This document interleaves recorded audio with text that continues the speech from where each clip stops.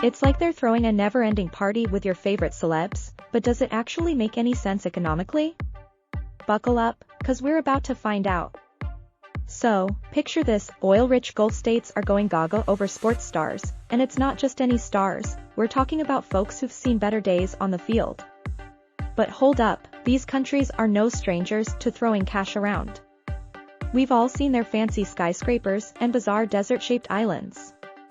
But here's the kicker, spending big bucks on someone who can kick a ball really well is a bit like trying to teach a cat to do calculus.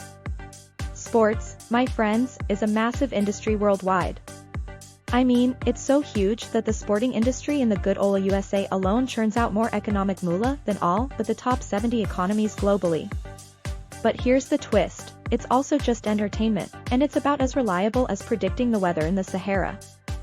Think about it. Major sporting events like the Olympics and the World Cup, they're like those grand fireworks displays that end with a whimper.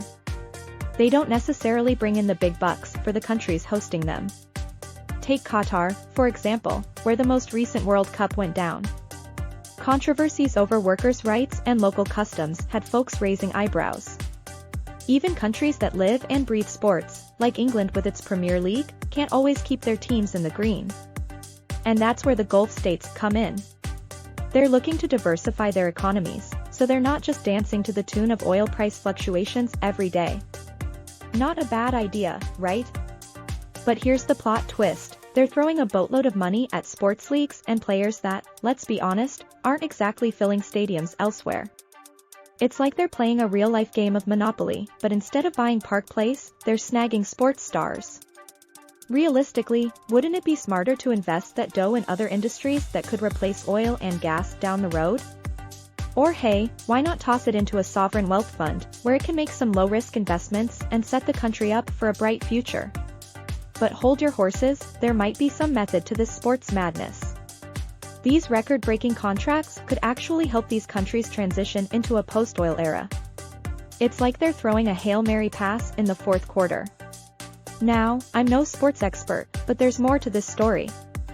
The Gulf states are throwing big money at footballers and golfers, but guess what? They're also majority owners of the teams making these offers.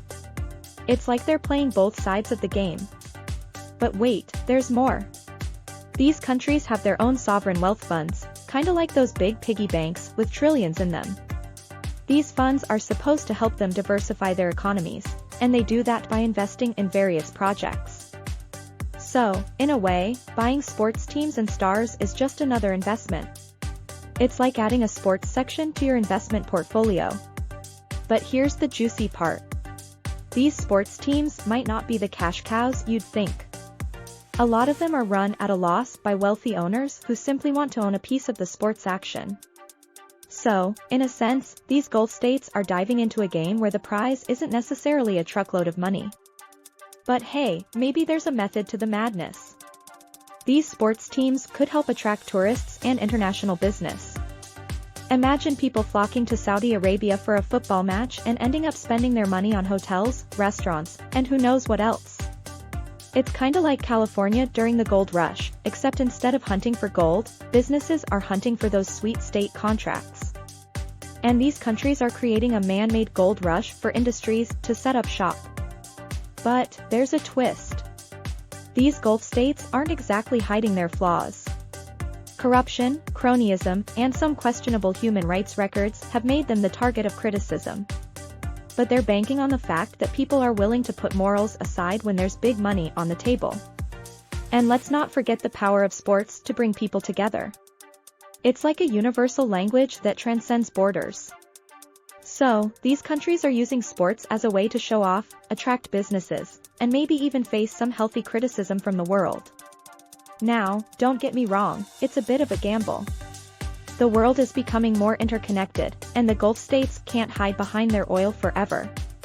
So, they're rolling the dice with sports to secure their economic future, or at least buy some political insurance.